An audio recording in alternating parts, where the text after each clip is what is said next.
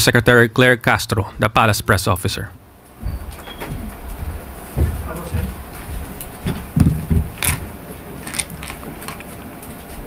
Magandang araw, Malacanang Press Corps.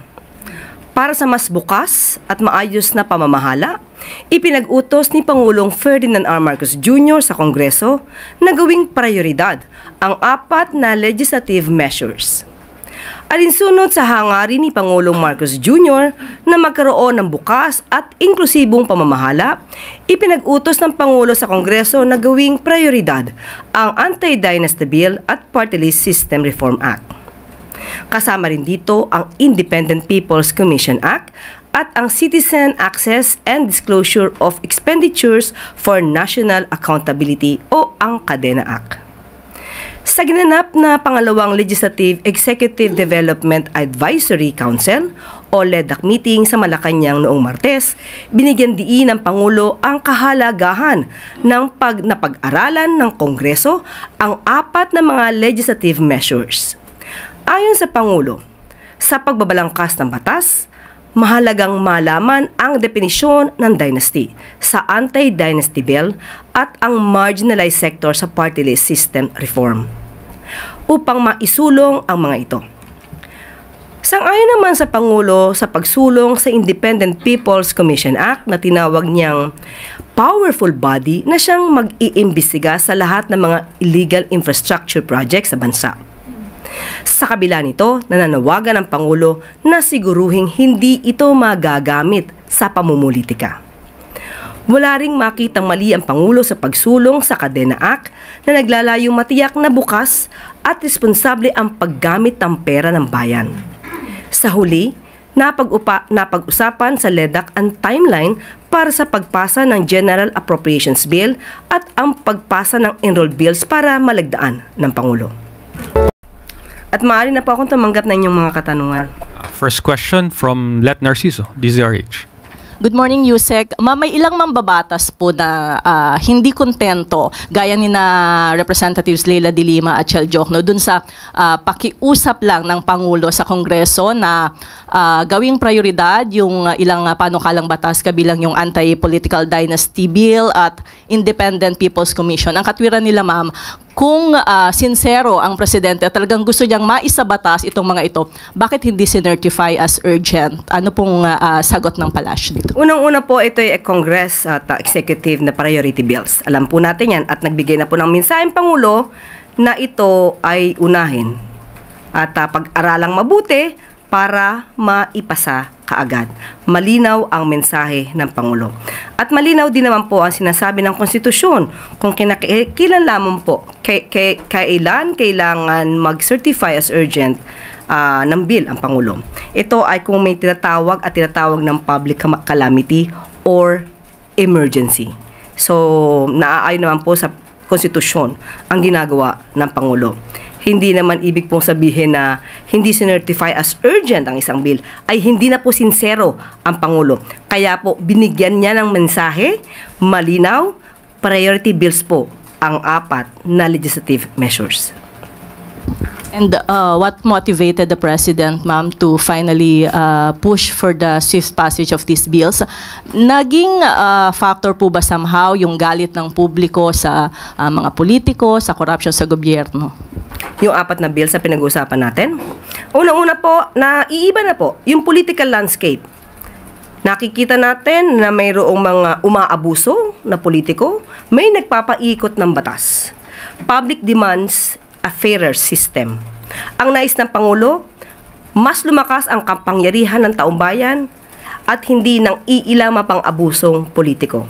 Nais ng Pangulo na ang taumbayan ay makapamili ng liderato ng naaayon sa merito at hindi sa apelido. Next question, Ana Felicia Bajo, GMA News Online. Morning, ma'am. Ma'am, what prompted the President to support the anti-dynasty bill, given that when he was still a presidential aspirant, he said that there is nothing wrong with political dynasties. Ma'am, let me just read what he mentioned in January 2022. Why would you make political dynasty illegal? Paano kung yun ang gusto ng tao? the perception is political dynasty is bad, which is not the case. You are targeting a very specific group in society. Ang politika naman is all about performance. If you're worried about dynasties, then take everybody to an election. So ma'am, may we know what changed his mind? Katulad ng sinabi natin kanina, nagbabago ang political landscape. Maraming umaabuso. At tama naman ang Pangulo, ang kapangyarihan ng pagboto ay nasa kamay ng taong bayan. Pero dahil dito may mga naaabuso, nais ng Pangulo na ipabatid sa taong bayan na kayo ay may choice. Choice na naaayon sa merito, hindi lamang dahil pare-pareho ng apelido. Ma'am, quick follow-up lang po. How does the President define dynasty? And what are the provisions does he intend to see in the measure? And confident ba ma'am yung Palace na this bill will be pushed in both chambers of Congress given na we know for a fact that some lawmakers actually hail from dynasties? Kaya nga ang bilin ng Pangulo, aralin tong mabuti para maging tama ang definition ng dynasty. Thank you, ma'am. Next question, Tristan Nodalo, Newswatch. Good morning, Yusek. Lumabas din po kamakailan, from former presidential spokesperson Harry Roque, and sabi rin po ng lawyer ni Senator Bato de la Rosa ay may information po sila about an ICC warrant against Senator Ronald de la Rosa. If it truly exists, is the Palace prepared to enforce it, and how? Kung meron silang alam, di ipagbigay alam nila sa lahat. Sa ngayon ay wala pa pong kumpirmasyon kung mayroong natanggap na abiso patungkol sa existing warrant of arrest. Sa ating pagkakaalam, even the ICC could not confirm the issuance of the said warrant of arrest. So, hintayin na lamang po natin kung talagang magkakaroon ng issuance ng warrant of arrest ang ICC. Okay, but follow-up lang po. This early on, you have Senator Robin Padilla saying publicly, giving advice to Senator De La Rosa that he should never surrender to a foreign power. Does Malacanang see this as encouraging to non-cooperation? And ano pong mensahe nyo kay Senator De La Rosa who has been absent rin sa Senate for quite some time? Ang mensaheng ganyan ay nagpapakita lang ng mga taong ayaw sumunod sa batas. Kapag ka po naman may valid warrant of arrest, alam naman natin kung anong dapat gawin. Hindi po dapat ina-advise na magtago at hayaang pulis na lamang ang humanap sa kanila dahil trabaho nila to. Mas magandang ibigay natin na advice ay sumunod sa batas. At kung payo natin kay Senator Bato, hindi po ako ang kanyang lawyer. Next question, Chloe Hofana, Business World. Hi, Yusek. Regarding lang po sa General Appropriations Bill for next year's budget, will the President certify this as urgent given his historically he certified the bill as urgent? Hindi ngayon. Hindi. Ngayon. Hindi. And that's for a fact, Yusek. Dahil patapos naman na sila at sa ating pagkakaalam, bago magpasko ay isusumitin nila yung enrolled copy ng GAB. In other matters, Yusek, yesterday, the peso hit an all-time low of 59.22 against the US dollar, and just this morning, it touched 59.25. Analysts say this is due to a strong US dollar and a weak local confidence. May we get the Palace's reaction on this, and what steps is the administration considering to address the currency's continued weakness? Opo, we are working with the BSP and the economic team at bukas po ay magkakaroon po sila ng meeting. So bukas maaari ko po kayong bigyan ng update. Quick follow-up lang po. Does the administration worry that the peso's weakness will further stoke inflation, especially with the holiday season approaching? Tingnan po natin, malamang ay matatalaka ito bukas. Next question, Janelle Maribok, UNTV. Magandang umaga po, Yusek. Pinakakasuhan na po si Atong Ang ukol dito sa missing sabongeros. Ano po masasabi ng palasyo dito dahil sa mga nakalipas, nagsalita rin po ang Pangulo ukol dito? Ang nais naman lagi ng Pangulo ay dapat kung magsasampa ng kaso, ito'y naaayon sa ebidensya. Ayaw niya po ng agarang pag-iimbestiga tapos walang ebidensya dahil kawawa naman din po ang mga inosenteng tao. Kaya muli, sinasabi natin, hindi katulad ng iba, ang Pangulo po ay nais na puro ebidensya ang gamitin. Hindi madalian. Pero paano natin maialis yung pangamba pa rin ng ilan na baka magkaroon ng special treatment dito sa kaso ni Ang? On whose part? Special treatment? DOJ ay kay Ang. on the part of the DOJ, Meron po silang resolution mismo. Resolution nagpapakita ng prima facie evidence na merong reasonable certainty of conviction. So, nasa kamay na po ito ng korte. So, special treatment for the court? We cannot say that. We cannot speculate on that. Thank you, thank you. Next question, Eden Santos, Net 25.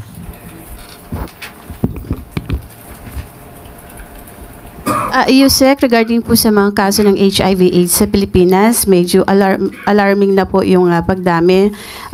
Merong 250,000 Filipinos live with HIV.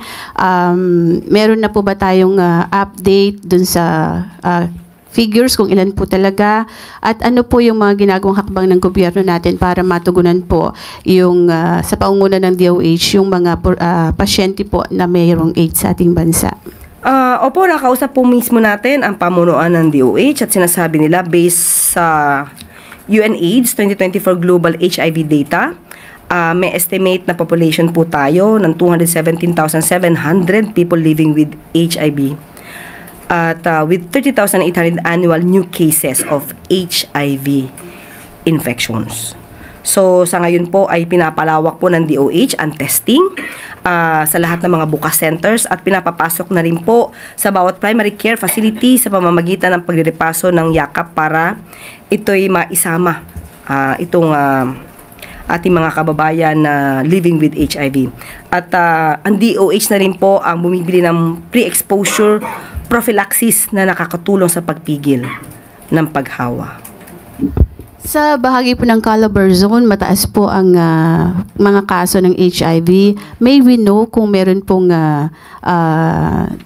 nabanggit na dahilan ng DOH, bakit po doon nakakapagtala ng mataas na kaso po? Alam naman natin po ang top 3 regions, no? At kung bakit nagiging prevalent or lumalaganap ito. Ang una pa rin po, ang reason ay yung sexual contact. So, siguro mas maganda po talaga na mas malalim na pagbibigay informasyon sa mga publiko ang maaari lang sapitin kapag hindi sila responsable sa kanilang mga aksyon. Follow-up question from Maris Umali, GMA 7.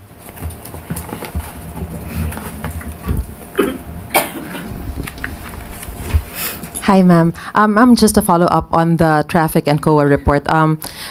With the COA findings, does the president have any specific directives to hold specific agencies accountable, like, for example, the MMDA and some concerned DPWH offices, to make sure and to ensure that the long-standing inefficiencies will no longer contribute to the worsening traffic situation in Metro Manila? Alam naman din po ng MMDA, alam din po ng DOTR, alam din po ng ating mga ahensya kung ano ang nais ng Pangulo. Dapat lahat ng problema magawa ng solusyon. May mga pagkakataon lang siguro na may mga instances na hindi agad-agad na kayang solusyonan. Especially pagka yung patungkol sa traffic, pag itong klaseng season. Pero ginagawan po ng paraan, katulad ng sinabi po ni MMDA Chair Don Artes. Pero ma'am, yung sa mismong inefficiency in the procurement of materials, equipment, tapos yung mismong delays in the project, yun po kasi yung naging problema eh. Kaya parang may mga budget na hindi nagamit. Well, sinabi niya for flood control yan, but still, it's for a project na dapat nagbenepisyo ang mga mamamayan pero hindi nagamit. Tapos yung iba nasosoli sa National Treasury when in fact there's actually a fund that is supposedly intended for those projects. Yes, opo, tama yan. Kaya po tinututukan na rin po ng DPWH yung mga patungkol po dyan para po maiwasan ang ganyang klaseng delay. At ang delay po kasi alam natin ito ay hindi magandang epekto ng serbisyo para sa taong bayan. So tututukan po ito ng DPWH at ng MMDA at yun din po naman ang utos ng Pangulo. Thank you, ma'am. Next question, follow-up question from Alexis Romero, Philippine Star. Yusek, actually it's about the party list reform, no? Kasi na-mention nyo kanina, the president wants the abuses addressed and the political landscape has changed, but it's in relation to the dynasties. Now, ano po bang mga thoughts ng ating Pangulo hinggil sa present party list system ngayon? The general rule. The general idea na meron ang party list. Pero sabi nga natin, kung ano man yung bill na yan, aaralin ng Pangulo. Mahirap po kasi magbigay ng opinion ngayon, but ang nasa paningin ng Pangulo ay kung ano ba ang sinasabi patungkol sa dynasty. Mga magkakamag-anak na nasa politika.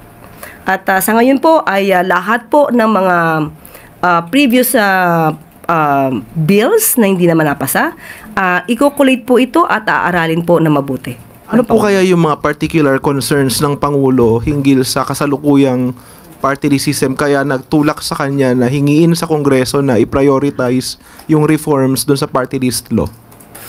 Marami kasi talaga umaabuso. Instead na marginalized sector ang talagang na iboboto, nagagamit na ibang mga abusong politiko.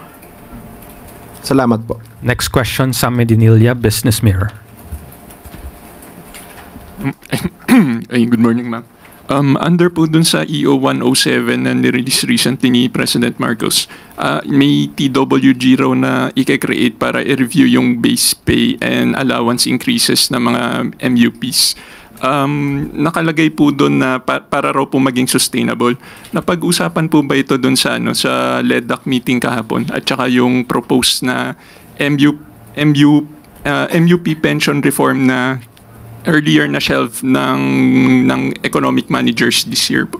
Hindi po siya napag-usapan kahapon, pero ito po ay parte na po noong nakaraang Kongreso, 19th Congress, at ipinupush din po ito ng Pangulo.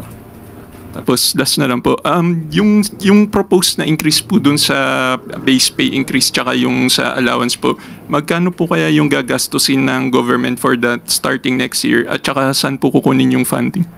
Kung saan kukunin, sabi po ng DOF at ng OES at DBM, ito po ay meron na po na nakalaan para sa 2026 budget. Bali, magkano po kaya? Sa ngayon po, wala tayong pinaka-details kung magkano, pero nakalaan po ito. Hihingin ko po ang pinaka-detalye kung magkano sa kanila. I-clarify ko lang kasi 'di ba na recently lang po na mention ni President tong increase na to. Pero yung parang yung deliberations po doon sa 2026 budget, parang nagdaan na rin po siya. Nasa final phases na po ngayon.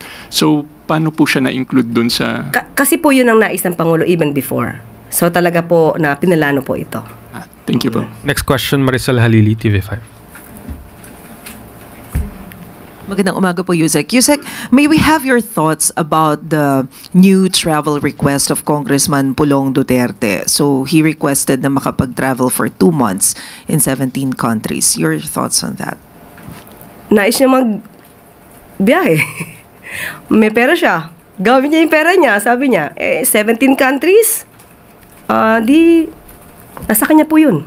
At kailangan din siguro malaman ng constituents niya na siya ay nasa ibang bansa at nasa bakasyon ng halos more than 2 months. So, wala tayong masasabi kung yan ang nais niya. But since it's a personal travel, he is not required to report to his constituent. Ganun po ba yun? Do you find this concerning in a way? Dapat malaman ng mga constituents niya dahil more than 2 months siya mawawala. Kahit na hindi po siya official travel? Kahit hindi siya official travel. Kasi lahat ng public servant dapat nagsisilbi sa bayan.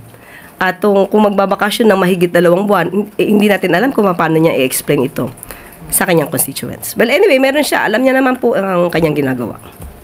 Thank you, Yusek. Follow-up question from Chloe Ofana, Business World. Yusek, pasensya na. Ibang topic po. May we just get the Palace's reaction on the 3-month high unemployment rate po, which is weird kasi po ngayong holiday season dapat mas mataas po ang employment rate pero nakikita po natin na bumaba po siya hitting 3-month high.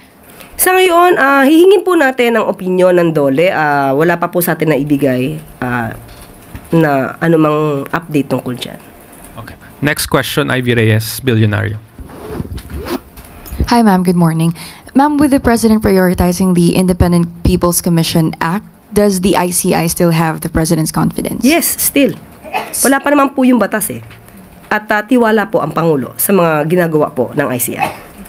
So kahit po na-mention na po ni Ombudsman Boying Remulla na posibleng ma-dissolve at kahit na sinabi ni former Commissioner Rogelio Babe Singson na walang pangil yung ICI, Malacanang still confident? Walang pangil in a way dahil walang contempt powers. Yes po, and the budget issues before. May budget na po. Nasa kanila po yung budget. At yung printer, even before may photocopier, heavy duty. Hindi lang po siguro napansin ni ating mahal na Secretary Babe Singson. Well, anyway, walang pangil. Hindi po naman ito gagawin ng ating Pangulo kung walang pangil. Yes, oo, wala silang contempt powers because katulad na sinabi natin, hindi ito ang purpose na isinagawa itong Independent Fact-Finding Commission, kundi mag-gather lamang ng mga documents, data, evidence na maitutulong kapag nais na isampa ang isang kaso sa DOJ o sa Ombudsman. At marami na po ang nasampahan, marami na rin po ang na-freeze ang assets. So, hindi po natin masasabi na walang naging pangil ang ICI. Next question, Alvin Baltasar, Radyo Pilipinas. Yusek, good morning. Doon sa Independent People's Commission na gustong i-prioritize ni Pangulo, di ba natin nakikita na baka magkaroon ng duplication, redundancy since meron naman tayong ombudsman? And ano ba pagkakaiba nito doon sa function ng ombudsman, Yusek? Actually, napag-usapan yan kahapon at nagbigay ng opinion ng ating Pangulo. Natignan lamang kung hindi magkakaroon ng duplication ng work. At especially with the ombudsman.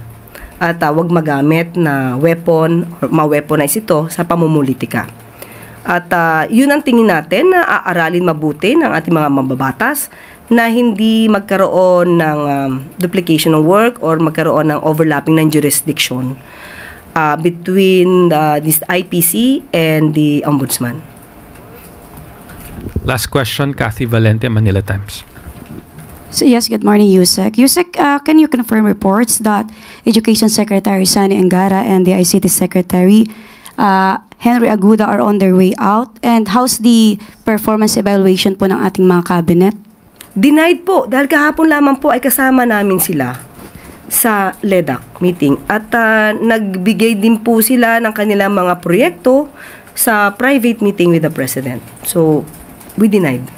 Okay, isa pa ma'am, follow-up lang. What does the President think about the performance of his cabinet this year despite yung sunod-sunod na pagbitiw ng kanyang mga cabinet following yung mga allegations sa corruption related sa flood control? So, paano po marirate ng Pangulong ating cabinet this year? Sa ngayon, nakikita po ng Pangulo na ang kanyang mga cabinet secretaries ay nagtatrabaho. Nakita naman natin, sunod-sunod ang kalamidad, sunod-sunod ang bagyo, pero nandiyan pa rin po at nakakatulong tayo sa ating mga kababayan.